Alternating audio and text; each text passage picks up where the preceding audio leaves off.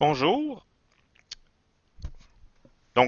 Ceci débute le cours d'essai non destructif volumétrique de la session hiver 2022. Euh, Vu que, bien entendu, le Cégep a exigé comme consigne pour la première semaine de la session que les cours théoriques ne se fassent pas en classe, c'est la raison pour laquelle vous visionnez ce vidéo. Euh, Ce que je vais faire, je vais vous donner environ les 2 premières heures et demie du cours, uniquement de la théorie. Bien entendu, ça va être précédé par une présentation du cours à travers le plan de cours, à voir les objectifs principaux, passer assez rapidement sur les objectifs secondaires. Ensuite, s'attarder un petit peu plus sur le déroulement du cours ainsi que la façon dont vous allez être évalué. Bien entendu, le premier cours sert d'introduction à la technique.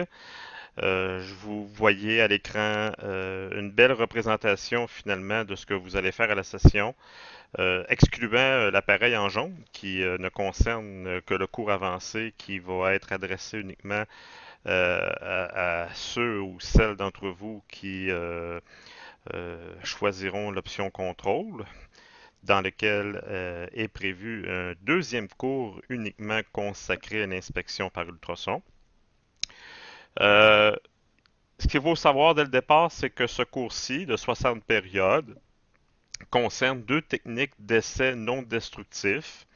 Les essais non destructifs visent à détecter des défauts inhérents de fabrication, des défauts donc qui peuvent être apportés par des procédés soit de soudage, de fonderie ou même de déformation plastique, dans le but d'empêcher des pièces en service de démontrer des défaillances inattendues qui peuvent mettre en danger, bien entendu, euh, le civil, les citoyens. On n'a qu'à penser à une pièce qui rentre dans la fabrication d'un avion, que ce soit une aile, un train d'atterrissage.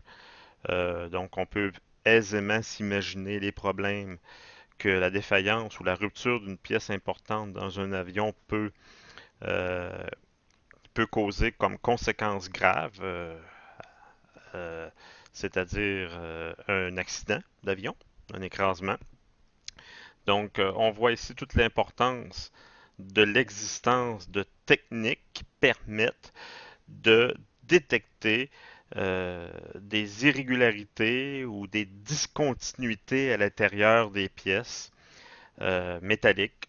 Ça peut être des fissures, des porosités. On va voir à travers la session quel type de défauts qui nous intéressent et qui sont détectables par les techniques vues dans le cours.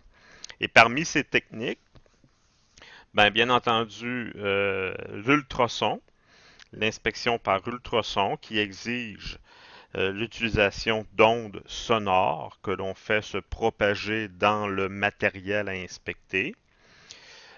Et aussi, dans le cours est prévue une deuxième partie en ce qui vous concerne pour la session d'hiver 2022. En premier lieu, la première partie de la session, donc la première moitié de la session, donc les semaines qui vont se dérouler avant la semaine de relâche, seront consacrées entièrement et uniquement avec moi, Jean-François Blackburn, pour ceux qui ne me connaissent pas, vont être consacrés uniquement à la partie d'inspection par ultrason. Et ensuite, à partir du milieu du mois de mars, durant la semaine succédant à la semaine de relâche, Lucie Forget va prendre la relève et elle va aborder la deuxième partie du cours, euh, en l'occurrence la technique d'inspection par radiographie industrielle, technique qui exige l'utilisation d'ondes électromagnétiques de très forte fréquence ou si vous préférez de longueur d'onde très très courte, en l'occurrence dans le domaine du rayon X, voire même des rayons gamma. Mais moi, avec moi, ce que je vais faire avec vous, c'est que je vais me consacrer uniquement par la technique par ultrason, dont vous avez certaines illustrations présentement à l'écran. Euh, Vous voyez l'appareil qui est à gauche, en haut à gauche, c'est l'appareil, un des deux appareils que vous allez utiliser pour la technique dite par contact conventionnel. C'est un appareil portable.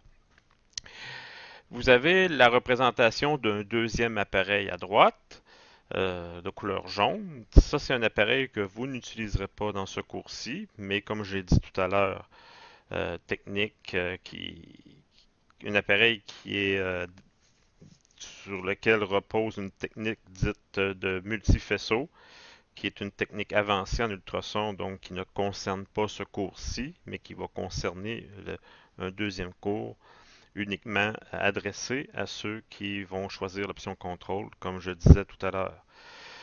Et pour compléter un petit peu l'illustration aussi du cours d'ultrason, il y a un autre équipement. Vous avez la photo de l'équipement qui est présent dans la salle, dans notre salle de classe dédiée à l'ultrason, entre autres, dans le local SD 1040, qui est communément appelé un bassin d'immersion ultrasonore, qui demande l'utilisation d'un bassin rempli d'eau dans lequel est plongée une pièce à inspecter. Donc, ça apporte certains avantages par rapport à la technique par contact que j'aurai peut-être l'occasion de vous expliquer davantage durant le cours. Mais ce qui est important de retenir pour l'instant, c'est que pour ce cours-ci, le 270-494RI, le seul appareil que vous allez utiliser en ultrason, c'est un des deux appareils de technique par contact conventionnel, tel qu'illustré par l'appareil gris que vous voyez sur la photo de gauche. Donc, si je poursuis à travers ma présentation, pour l'histoire de mettre en contexte un petit peu la technique par ultrason, de savoir à quoi ça sert exactement, qu'est-ce qu'on peut faire avec ça, quelles sont les applications, autrement dit. Avant d'aller parcourir le plan de cours, j'aime bien présenter un petit peu le sujet de chacun de mes cours avant de plonger dans le plan de cours en tant que tel. Donc, parmi les applications en ultrason, bien entendu, nous, ce qui nous intéresse le plus en métallurgie, il faut absolument que dans un processus de fabrication de pièces, on doit intégrer généralement à la toute fin, ou ça peut être aussi pendant un processus de fabrication, des moyens et des méthodes pour être capable de vérifier la qualité des pièces fabriquées. Et quand on parle de qualité, dans le cas de l'ultrason, on s'attarde spécifiquement sur des défauts tels que des fissures, des porosités. Ça peut être aussi dans le cas des joints soudés, des manques de fusion. Donc des défauts qui peuvent causer par exemple des concentrations de contraintes à l'intérieur des pièces et qui peuvent amener une rupture inattendue ou une rupture fragile et subite d'une pièce en service dans des conditions normales d'application des charges. Donc, il faut absolument avoir à notre disposition des outils ou des moyens qui vont nous permettre de détecter la présence de défauts. Et à ce moment-là, il faut distinguer deux types de défauts en métallurgie dans les processus de fabrication. Il y a d'une part des défauts débouchants, c'est-à-dire des défauts qui apparaissent ou qui débouchent à la surface des pièces, qui permettent donc à ces défauts d'être visibles d'une part à l'œil, ils peuvent être visibles, ou mis en évidence par des techniques d'essais non destructifs telles que la magnétoscopie ou le ressuyage. Donc, en clair, pour bien mettre en contexte mon cours, le cours qui nous concerne ici, c'est que on va voir deux techniques qui, elles, servent ou sont applicables pour détecter la présence de défauts à l'intérieur des pièces. Donc des défauts qui ne débouchent pas, qui sont donc invisibles à l'œil et pour lesquels la magnétoscopie et le ressuyage est inutile ou inapplicable. Donc, l'ultrason et la radiographie, ce sont deux techniques d'essai non destructif dont les principales applications visent à être capables de détecter la présence de discontinuités ou de défauts à l'intérieur des pièces. Donc, l'ultrason va permettre donc la détection de discontinuités. Discontinuités, c'est des défauts, mais c'est des irrégularités dans le métal. Un défaut est une discontinuité qui est, selon des critères ou des normes, est jugée inacceptable et qui cause le retrait ou la réparation d'une pièce. Donc, l'ultrason permet la détection de discontinuités internes. Donc, c'est surtout ça qui va nous intéresser dans le cours. Mais il faut savoir aussi que l'ultrason, quand on l'adapte, lorsqu'on modifie certains paramètres, peut nous permettre d'être capable de détecter aussi des défauts débouchants. Donc, comme des fissures, par exemple, qui apparaissent à la surface. Donc, justement, l'ultrason va nous permettre de détecter des fissures, donc particulièrement les fissures à l'intérieur des pièces, des inclusions. Donc, des inclusions, ça peut être, par exemple, des traces d'oxyde métallique dans le métal. Donc des molécules généralement qui peuvent provenir d'un bain de fusion d'une pièce coulée à la fonderie ou d'un flux ayant servi lors de la réalisation d'un cordon de soudure qui va par accident se retrouver à l'intérieur de la pièce et causer donc des problèmes au niveau mécanique. On peut détecter assez aisément aussi ce qu'on appelle des laminations, qui sont des fissures causées par l'aplatissement de porosité de lingots qui sont ensuite laminés pour faire de la tôle. Donc, on fait toujours des laminations. On fabrique des tôles, soit d'aluminium ou d'acier, par exemple, à partir de brames ou de billettes ou de lingots qui sont qui ont été obtenus par le refroidissement dans un moule à partir de l'état liquide. Et ensuite, on procède à ce qu'on appelle au laminage à chaud, qui consiste à forcer le passage d'une billette ou d'une brame, par exemple, entre deux cylindres. Et s'il y a présence de porosité due au phénomène de solidification de passage de l'état liquide à solide, ben, ces porosités-là, qui au départ sont sphériques, ben, par le procédé de laminage, vont être aplaties et se retrouver à l'intérieur des tôles en toute fin de fabrication. Donc, l'ultrason permet très facilement de mettre en évidence la présence possible de lamination sur des tôles laminées. L'ultrason va nous permettre très facilement de détecter la présence de porosité, que ce soit dans les pièces coulées, en fonderie ou même aussi dans des cordons de soudure. Donc ça, en général, c'est le type de défaut qui vont nous intéresser de manière générale en ultrason. Dans quel domaine l'ultrason est applicable dans l'industrie? Ben, beaucoup en soudage. Donc, c'est presque systématique. Les joints soudés dans les structures sont euh, vérifiés par ultrason. On peut détecter à peu près tous les défauts possibles en soudage par ultrason.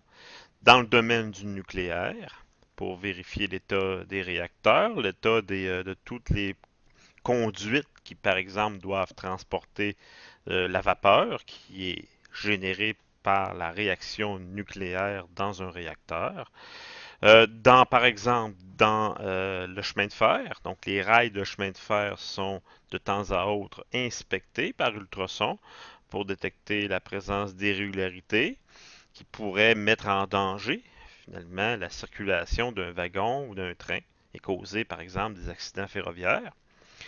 Des pièces de machines dans des systèmes mécaniques, ça peut être des machines à papier, des pièces mécaniques comme une pelle mécanique par exemple. Dans le domaine du transport, et là je fais référence non seulement des, des pièces de voitures, mais aussi et surtout dans l'aéronautique. Donc, d'être capable de détecter la présence de défauts dans une aile d'avion, par exemple, C'est hyper important de savoir être capable de le faire. Dans les processus de fabrication, comme par exemple, un exemple précis, c'est qu'en acierie, justement, lorsqu'on fabrique de l'acier et qu'on coule la brame, ben, on veut détecter, par exemple, la présence de porosité afin de prédire la présence de lamination dans les tôles et de faire un rejet en conséquence. Que ce soit aussi, particulièrement aussi dans les procédés de fonderie, lorsque, par exemple, on fabrique des roues de voiture en alliage par fonderie ou par coulée en sable, ben, on veut être capable de détecter la présence de défauts internes possibles. Donc, on va utiliser l'ultrason beaucoup à ce moment-là pour empêcher que des pièces défectueuses puissent se retrouver en service et causer des problèmes, voire même des accidents. Donc, ça, c'est le genre de milieu dans lequel on va retrouver l'ultrason. L'ultrason peut ne pas servir uniquement à la détection de défauts dans les pièces. On peut utiliser par exemple l'ultrason pour faire des mesures d'épaisseur sur des tôles. Donc c'est utilisé surtout dans le monde maritime. Donc les paquebots qui voyagent en mer, la tôle en acier qui sert à faire la coque, elle est régulièrement inspectée en cale sèche parce qu'il y a des phénomènes de corrosion uniforme. L'acier est exposé à de l'eau de mer et à long terme, ben, la tôle des coques de bateau va s'amincir tranquillement. Donc, on veut être capable de détecter des endroits sur la coque où l'amincissement a été beaucoup plus important afin de prévenir des corrosions localisées très importantes qui peuvent, par exemple, survenir et causer, à la limite, un naufrage d'un bateau. Puis on veut être capable aussi de savoir quand remplacer certaines tôles en vertu de certains critères d'épaisseur. Donc, bien entendu, lorsqu'on veut mesurer l'épaisseur d'une tôle, on peut y aller de deux manières. On peut utiliser par exemple une règle ou un pied à coulisse, mais là, ça demande d'avoir accès aux deux côtés de la tôle, ce qui n'est pas possible avec une coque de bateau. Hein, on se mettra pas à vouloir défaire, à découper la coque en plusieurs tôles de manière à être capable d'avoir les deux faces accessibles et d'être capable, par exemple, de mesurer l'épaisseur avec un pied à coulisse. Donc, bien entendu, c'est pas ce qu'on va faire. Donc, l'ultrason permet d'avoir accès à un seul côté de la tôle. Et on n'a qu'à faire voyager le son et en connaissant le temps que le son a pris pour faire un aller-retour dans la plaque, on en connaît l'épaisseur. On peut même, théoriquement, en ultrason, c'est rare que ça va être fait en pratique, là, mais ça peut être fait assez aisément en théorie, identifier la nature d'un matériel. Donc, parce qu'il faut savoir, comme par exemple, on pourrait différencier par ultrason une pièce en cuivre, d'une pièce en aluminium, d'une pièce en fer, en titane, en mesurant la vitesse que le son parcourt dans le matériel. Une des premières choses qu'il faut savoir du point de vue théorique dans le cours, c'est que le son, lorsqu'il voyage dans un milieu de propagation, de manière générale, ça peut être l'air, hein, c'est ce qui fait que vous entendez mon cours, là, entre autres, là, c'est que le haut-parleur de votre ordinateur ou de votre cellulaire, ben, il génère des ondes dans l'air qui se rendent à vos tympans et à votre cerveau donc, qui vous permet d'entendre mon cours. Ben, ce sont des ondes qui font osciller les molécules d'air, comme des vagues. Donc, ce sont des vagues, un peu comme quand vous êtes dans votre bain et que vous bougez votre doigt à la surface de l'eau, ben, vous voyez que vous générez des vagues ou des ondes. C'est exactement la même chose qui se produit, mais invisible à notre œil. Mais ces ondes-là existent vraiment et font osciller les molécules d'air, un peu comme un effet accordéon. J'aurai l'occasion de vous montrer certaines animations qui représentent presque exactement ce qui se passe en réalité lorsque une onde voyage dans l'air. Ben, les ondes, ça voyage des ondes mécaniques, parce que en ultrason, on travaille avec des ondes mécaniques. Donc, une onde mécanique, c'est quoi? Ben, c'est une onde ce sont des molécules, ça prend de la matière pour faire voyager des ondes mécaniques, donc ça prend des atomes. Donc, le milieu de propagation va être constitué d'atomes. Quand on parle d'air, on parle de l'azote, de l'oxygène particulièrement, qui vont se pousser les uns sur les autres et générer de l'énergie et une onde dite mécanique. Donc, une onde mécanique, c'est de la matière qui se pousse en oscillant. Et ça va se produire autant dans l'air que dans un matériel solide comme un métal. Ce qu'il faut savoir aussi, c'est que la vitesse du son, la vitesse à laquelle les ondes vont se propager, dépend uniquement de la nature du milieu de propagation. Donc, une onde va voyager à une vitesse différente dans le fer que dans l'aluminium et que dans le titane. Donc, si on connaît les dimensions d'une pièce, donc on peut connaître la vitesse à laquelle le son s'est propagé. Et donc, chaque métal fait propager le son à une vitesse en particulier. Donc, si on mesure la vitesse, on va aller aisément faire le lien avec le métal. C'est certain qu'en pratique, on ne fait jamais ça, très rarement du moins, peut-être dans certains laboratoires, pour certaines raisons, ils vont utiliser l'ultrason pour identifier la nature d'un métal. Mais du point de vue théorique, c'est important à savoir qu'on peut être capable de faire ça. On peut même déterminer ce qu'on appelle le module de Young. Donc, le module de Young, vous devez savoir c'est quoi. C'est la résistance à la déformation élastique d'un matériel. C'est ce qui caractérise une propriété mécanique importante qui s'appelle la rigidité. Et on peut mesurer le module de Young d'un métal par ultrason. Donc, je vous montrerai si j'ai le temps un petit peu. Là, on en déduit le module de Young un peu par la vitesse.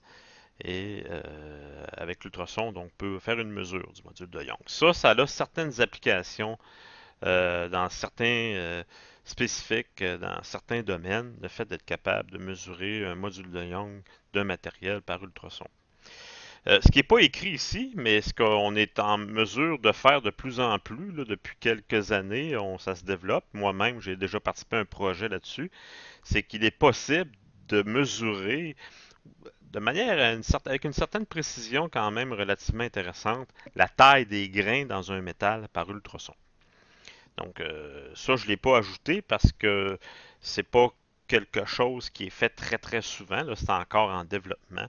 Mais c'est extrêmement intéressant de savoir qu'on peut être capable de mesurer des tailles de grains par ultrason si on sait à quel point c'est important la taille des grains pour les matériaux métalliques parce qu'on sait que la taille des grains va influencer beaucoup le comportement mécanique des métaux, à savoir sa résistance mécanique, mais surtout sa résistance au choc et sa capacité à subir des opérations de déformation plastique sans fissurer. Donc, c'est pour ça, c'est ce que j'ai écrit là en bas, là, étude de la structure métallurgique. Là, ça renvoie un petit peu aussi, entre autres, à la taille des grains. Mais nous, dans le cours, ce qui va nous intéresser uniquement, là, c'est la première, l'application détection de discontinuité interne. Donc là, avant de pousser plus loin au niveau théorique, là, parce que l'intention là, pour moi, pour l'instant, c'était uniquement de vous donner une petite idée du cours, de la technique. Mais là, vient le temps, là, je suis rendu, peut-être, ça serait peut-être plus consciencieux de ma part de voir avec vous le plan de cours que je vous présente ici sur mon écran. Là, j'essaie de voir si je peux le mettre en plein écran, mais bon, on va regarder comme ça. Excusez-moi, à ma grande surprise, tout à l'heure, j'ai tout simplement ouvert le plan de cours qu'il y avait dans le Léa qui provenait du système, et là, c'est indiqué que le plan de cours est non officiel. Ça, c'est quelque chose que je comprends pas, là. Euh, mais bon, c'est apparu comme ça qu'on va faire avec. Donc, le plan de cours qui est ici, je peux peut-être faire un zoom, on va voir un petit peu de manière un peu plus claire le plan de cours. Ça, c'est un peu trop. Voilà. Donc, vous reconnaissez, les plans de cours sont tous sur le même format. Là. Pour ceux qui sont habitués là, ici au Cégep à Trois-Rivières, les plans de cours sont bâtis sur la même architecture. Vous avez le même contenu. Et là, vous avez la compétence, donc qui se résume à une chose toute simple. Prévoir les effets d'un traitement thermique. Donc, ça, je vais vous avouer que je comprends pas. Bien, c'est normal parce que j'ai pas le bon plan de cours. Donc, il est ici le plan de cours. Et voilà. Là, j'ai le bon. Vérifier que le titre du cours est correct. Parfait. Là, on a le bon plan de cours. Parce que je donne aussi le cours de traitement thermique. C'est la raison pour laquelle le plan de cours était ouvert sur mon ordinateur. Voilà. Et là, vous avez mes coordonnées. Les coordonnées à Martine, qui est la coordonnatrice. Mes coordonnées à moi. Donc, si vous voulez m'appeler, puis je suis à mon bureau, puis si vous êtes chanceux, puis que je suis à mon bureau, puis que j'ai le goût de répondre au téléphone, ben, au téléphone, 2338. Mais je vais vous avouer que je suis beaucoup plus facilement rejoignable à travers le Mio. Ah,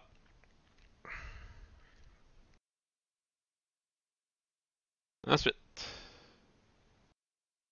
les compétences, cette fois-ci ce sont les bonnes. Vérifier la qualité d'assemblage mécano-soudé. Donc, vous allez faire dans le cours en ultrason avec moi 2 activités de laboratoire. Et il y en a une des 2 qui concerne justement l'inspection d'un assemblage soudé. Par ultrason, bien entendu. Euh, Assurer le contrôle de la qualité en cours de transformation des matériaux. Donc, l'ultrason s'inscrit dans le processus de contrôle de la qualité. Assurer le contrôle de la qualité en cours de fabrication d'assemblage mécano-soudé. Donc, il va y avoir 2 types de pièces qui vont faire l'objet de la partie ultrason dans le cours. Donc, un assemblage soudé et puis la représentation d'une pièce inhérente de fabrication de fonderie. Donc, c'est à ça que fait référence la deuxième compétence, la pièce de fonderie. Et 031X, la dernière compétence, qui est, elle, beaucoup plus générale, contrôler la qualité des matériaux au moyen d'essais non destructifs. Donc, l'ultrason est l'une des 5 techniques d'essais non destructifs, avec le visuel, la radiographie, le ressuyage, ainsi que la magnétoscopie, ou courant de Foucault.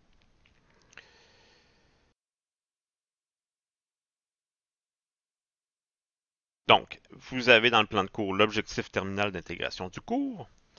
Donc, vous, en tant qu'étudiant, à la fin du cours, vous devriez être capable de réaliser une inspection en radiographie et en ultrason en vérifiant des réglages de base, parce que l'appareil ultrason, par exemple, il y a plusieurs paramètres qu'il faut régler en fonction de ce qu'on veut, ce qu'on cherche comme défaut et en fonction de la géométrie, la nature de la pièce inspectée. Selon les méthodes conventionnelles, nous on va utiliser des méthodes conventionnelles dites par contact, et de faire une lecture correcte d'un rapport d'inspection. Donc, vous, dans votre cas, ça va être plus être une rédaction correcte d'un rapport d'inspection. Et j'aurai l'occasion un petit peu plus tard de vous décrire un petit peu en quoi ça consiste exactement un rapport d'inspection d'ultrason. C'est pas du tout la même chose qu'un rapport de laboratoire en général que vous avez l'occasion de rédiger dans d'autres cours. Ça se limite, il n'y a pas de théorie, il n'y a pas de but, il n'y a pas d'objectif. Ça se limite à une représentation de 2 plans de la pièce inspectée avec un tableau à remplir. Donc, c'est uniquement les résultats, autrement dit, que j'exige en tant que rapport d'inspection dans ce cours-ci. C'est ce qui est aussi exigé dans la vraie vie lorsque on fait une véritable inspection en ultrason dans un réel contexte en industrie. L'organisation du cours. Donc, moi, la session va commencer et là, ça va concerner plus la deuxième et troisième capsule pour la semaine pour laquelle on va être en capsule parce que à partir de la semaine prochaine, je serai capable de donner mon cours. En tout cas, le Cégep devrait nous le permettre là, de donner notre cours en présentiel en classe dans la salle SD 1040. Mais à travers la deuxième et troisième capsule, là, je vais commencer à avoir des notions théoriques au niveau du son, au niveau de manière générale, comment le son se comporte lorsqu'il voyage dans un matériel. Donc, théorie à la base d'une inspection volumétrique. Euh, Règles de santé-sécurité, ben ça, en ultrason, il y a quelques règles que je vais vous exprimer, comme par exemple, euh, je vais vous exiger le seul équipement, le seul vêtement que je vais exiger pendant les activités de laboratoire, c'est de porter vos chaussures à cap d'acier. Parce que on transporte des fois des pièces en acier qui ont un certain poids et qui ont si on se l'échappe sur les pieds, ben, si on n'a pas un soulier adapté pour résister au choc de la chute de la pièce, d'autant plus que les pièces, on les manipule avec ce qu'on appelle un couplant, qui est une graisse qu'on applique sur la pièce pour permettre au son de rentrer dans la pièce et permettre l'inspection. Ben, ça fait que les pièces peuvent devenir glissantes lors de la manipulation. Et bon, ça peut être possible que la pièce tombe. Et afin de vous éviter de vous blesser l'orteil ou le pied, ben, on exige simplement le port du soulier de sécurité. Euh, Sinon, il n'y a pas d'autre, il n'y a pas de sarrau, il n'y a pas de lunettes exigées. Euh, ça, c'est pas utile. Donc, ensuite, ben, les défauts qui vont nous intéresser, c'est lié à la transformation des matériaux, mise en forme, au soudage, plaquage, pas vraiment, là. Traitement thermique non plus, c'est plus pour la mise en forme en fonderie, ça aurait dû être indiqué, mais bon, fonderie et soudage surtout. On va utiliser dans le cours des normes. En ultrason, je vais utiliser deux normes avec vous dans le cadre de ce cours-ci. La norme ASME, en rapport avec l'inspection d'une pièce inhérente de fabrication en fonderie, et la norme W59, qui est une des normes applicables pour l'inspection des cordons de soudure pour les assemblages en construction. Voilà. Pour le reste, là, j'escamote certains détails là, parce que je ne veux pas non plus lire le plan de cours au complet avec vous. Dans le tableau qui suit, vous avez de manière plus détaillée, même aussi avec la durée là, consacrée pour chacune des parties, euh, ce qu'on va voir plus en détail, les notions qui sont listées dans la partie droite du tableau. Donc, vous allez faire deux activités de laboratoire. Inspection en contact d'une pièce massive en palpeur droit. Donc, je vous expliquerai en temps et lieu c'est quoi un palpeur droit, selon la norme ASME. Et deuxième activité de lab, inspection d'un assemblage soudé qui va être en acier, soit dit en passant, en contact. Donc, contact, ça veut dire quoi? C'est que le palpeur, il est en contact avec le matériel. Tout simplement ce que ça veut dire, là, vous aurez une bien meilleure idée de ce que je viens de dire là lorsque j'aborderai plus en détail l'équipement d'ultrasons. Donc, selon W59. Et là, vous avez la liste du contenu général. Donc, méthode d'étalonnage, de la distance, de la sensibilité en palpeur d'angle. Donc, ça, ce sont des concepts qui, bien entendu, pour l'instant, euh, vous, vous, euh, vous, vous disent absolument rien. Et j'aurai l'occasion de vous expliquer. Donc, c'est pour moi que ça ne me donne rien de vous faire la liste ici. Ce sont des notions pour lesquelles qui vous sont présentement étrangères. Donc, je ne vais pas vous ennuyer. Vous lirez ça de vous-même. Ce qui est intéressant de savoir, par contre, c'est que dans la partie ultrason, donc c'est un cours de 60 périodes au total. Il y a 30 périodes consacrées à l'ultrason, il y a une trentaine aussi de périodes qui vont être consacrées à la radiographie.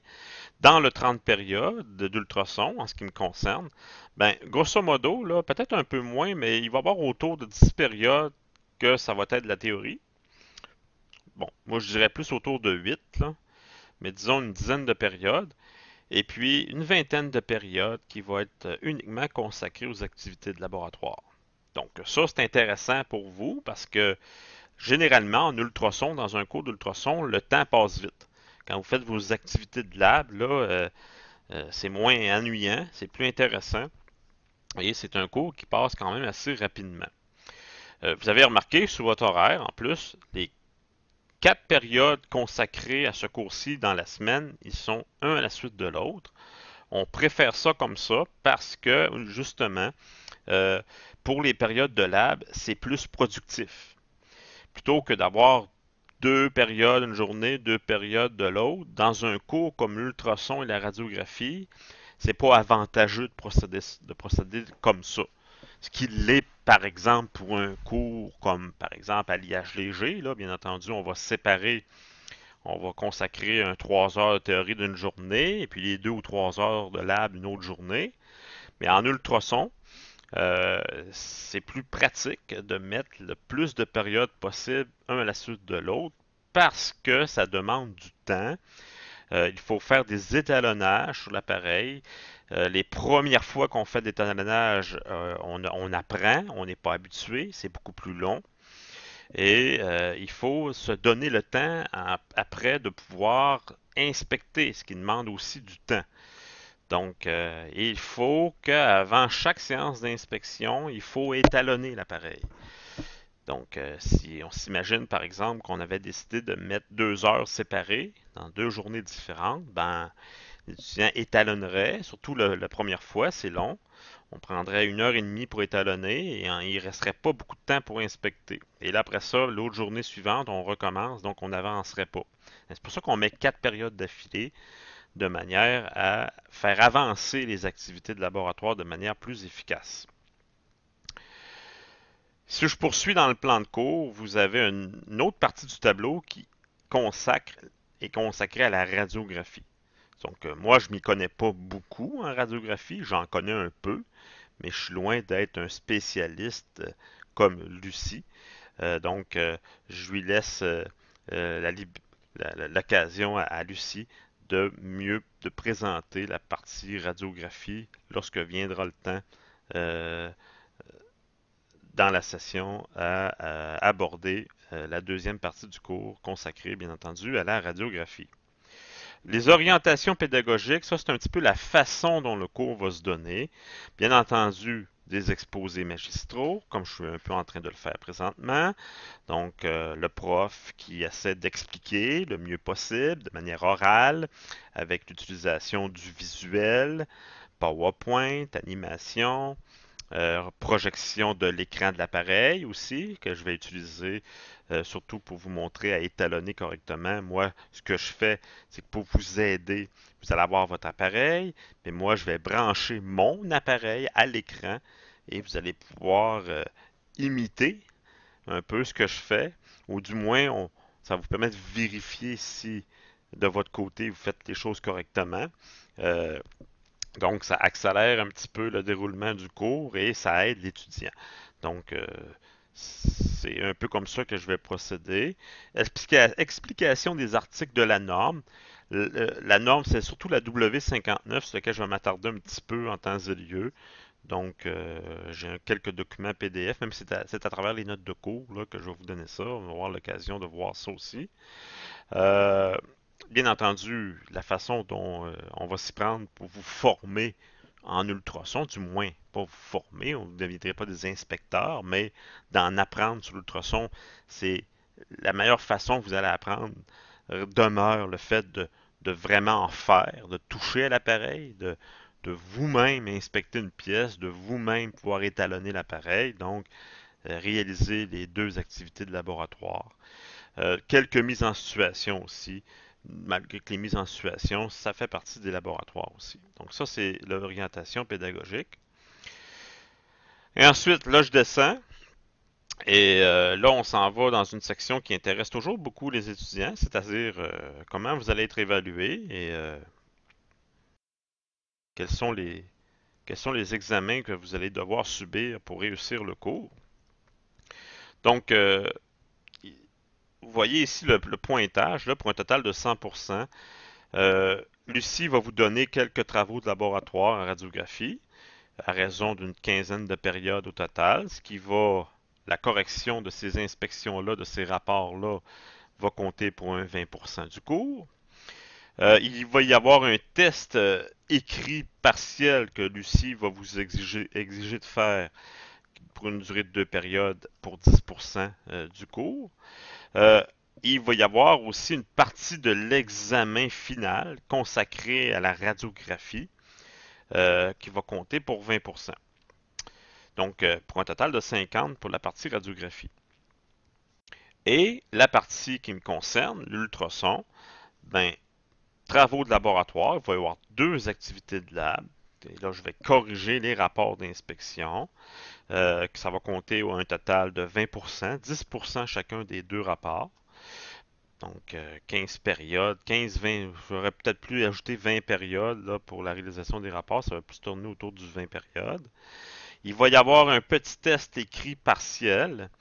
Euh, et là, les dates sont déjà fixées, même que je pourrais peut-être y aller tout de suite pour vous montrer ça. Donc, si je prends le bon cours ici, puis que je vais dans les évaluations, je peux tout de suite vous donner les cours, malgré que vous êtes capable d'aller dans la section Léa pour voir les dates d'examen, parce qu'elles sont déjà, je les ai déjà fixées. J'ai toujours l'habitude de fixer les dates d'examen avant même que la session débute. Et là, si on regarde, là, je fais un zoom, là. Donc, ici, vous avez le test numéro 1, donc, qui va surtout concerner le chapitre 3, qu'on va voir éventuellement, chapitre 2 et 3. Le chapitre 1 étant une petite introduction, mais du moins, en tout cas, c'est pas grave. Donc, qui va être un examen sur des notions uniquement théoriques, qui va compter pour 10%, qui va avoir lieu le 28 février. Voilà. Et puis, là, ce qui est indiqué ici aussi, c'est que Lucie elle-même va vous donner son examen à elle, un test partiel aussi, qui devrait avoir lieu le 25 avril. Donc, vous avez les deux dates d'examen ici. Et l'examen final, ben ça, c'est le cégep qui, à la fin de la session, va décider des dates de l'examen comme à l'habitude. Voilà. Donc, je vais revenir au plan de cours. Donc, 10% pour le test écrit du 28 février. Et pour terminer, ben moi aussi, je vais avoir un examen synthèse que je vais probablement vous faire, non pas à la fin de la session au mois de mai, mais plutôt au mois de mars, à la fin de ma partie à moi. Donc, ou ça peut être une ou deux semaines plus tard. Je vais m'entendre avec Lucie. Je vais voir avec vous aussi ce que vous préférez faire. Parce que je veux éviter que cet examen-là se déroule trop loin et que les notions que vous avez eues se perdent avec le temps. Donc, je pense que ce serait peut-être préférable pour vous que vous fassiez l'évaluation finale de la partie ultrason peu de temps après la fin de la partie ultrason. Donc, ça, c'est dans mes plans parce que l'an passé, j'ai fait faire l'examen final à la fin de la session. Et je pense que les étudiants auraient préféré que ça se fasse plus tôt. Bon, ça, j'ai l'occasion d'éclaircir ça un petit peu plus tard. Là, je verrai avec Lucie ce qu'il y a moyen de faire là-dessus. Donc, l'examen synthèse pour la portion ultrason va correspondre pour 20% de la session. Donc, il y a une partie théorique et une petite partie pratique. Donc, c'est divisé en deux comme ça. Et justement, la façon dont l'examen synthèse va se faire, donc dans la partie contexte de réalisation et critères de correction de l'examen synthèse, donc évaluation bilan radiographie. Donc, Lucie va vous donner un examen sur les notions théoriques, donc un examen écrit, et un examen pratique sur lequel vous allez avoir à faire une vraie radiographie, qui va compter pour 20% au total. Et moi, dans ma partie examen final synthèse, la partie ultrason, ça va être la même chose. Donc, dans le 20%, il y a un 10% uniquement dédié aux notions théoriques vues en ultrason au complet, complété avec un examen, une vraie inspection pratique. Donc, ça va être la reproduction d'une des deux activités de lab que vous aurez fait précédemment, tout simplement. OK, donc la médiographie. Bon, moi, je vais vous mettre à votre disposition là, des notes de cours. Là. Au moment où vous allez voir mon cours, il va y avoir déjà trois documents PDF de disponibles, de documents théoriques, un document pratique et un document de plan de laboratoire ou de procédure de laboratoire, procédure d'inspection. Donc, vous n'avez pas besoin de d'autres choses en tant que note de cours. Les PowerPoint, je vais les mettre disponibles dans le Léa. Donc, ça va être votre outil aussi pour l'étude. Et là, je rentre dans ce qui est la partie présence aux cours et aux examens. Donc, vous êtes obligé. Bon, les périodes de lab, là, il faudrait que vous soyez là. Donc, ça, c'est certain parce que je vous donnerai. Si vous manquez des périodes de lab et qu'à la fin de la session, vous n'avez pas terminé un lab, c'est certain que moi, à moins que. C'est certain que là, si c'est un rendez-vous médical, mortalité, là, on va s'arranger. Mais sinon, je reprendrai pas je vous permettrai pas de reprendre ces heures-là plus tard euh, pour faire en sorte de rattraper votre absence non motivée. Donc, il faut absolument être présent au cours, là. C'est sûr que si ça donne que c'est des périodes où je donne uniquement la théorie, puis que c'est à l'intérieur de 10% au total dans la session, vous ne serez pas pénalisé. Mais si vous manquez des heures allouées à la réalisation des inspections, là, moi, je ne pourrais pas vous permettre de rattraper ces heures-là. OK. Donc, le français, ben, c'est pas, je corrige pas le français dans le cours, donc, parce que c'est des rapports, il n'y a pas vraiment, il n'y a pas de rédaction de rapport classique. Puis je ne le corrige pas dans les examens non plus. Pas de présentation orale dans ce cours-ci, et le reste, là, donc c'est comme à l'habitude. Voilà. Donc, je vous laisse, le plan de cours est dans le Léa. Donc, je vais vous laisser l'occasion de le voir vous autres même. Je vous rappelle que la raison d'être du plan de cours, le plan de cours agit comme un contrat entre l'enseignant et les étudiants. C'est-à-dire que moi, je m'engage à faire ce qui est écrit dans le plan de cours, donc avoir toutes les notions, à utiliser les méthodes pédagogiques telles qu'écrites dans le plan de cours. Et vous, votre engagement, c'est de respecter tout ce qui est en titre de règlement, respecter les règles et respecter finalement les façons de faire prévues au cours. Voilà. Donc, je pense que ceci va clore la première capsule. Et puis, il va y avoir aussi à votre disposition la deuxième capsule, donc, dans laquelle je vais véritablement commencer les notions théoriques. Voilà.